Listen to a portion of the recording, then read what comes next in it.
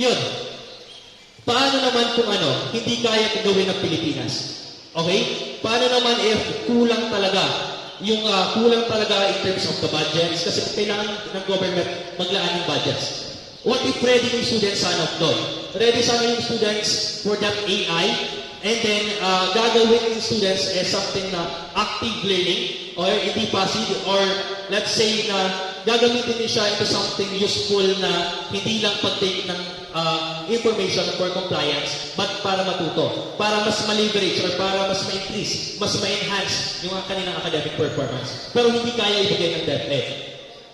So, still, dapat po, para po ma-attain po natin yung proper integration ng AI, dapat po ready po si DepEd, ready po yung country natin, ready po yung students, ready po yung teachers. Hindi lang po students, hindi lang po DepEd, teachers, administrator, curriculum planners, kung paano po lahat magsaswak.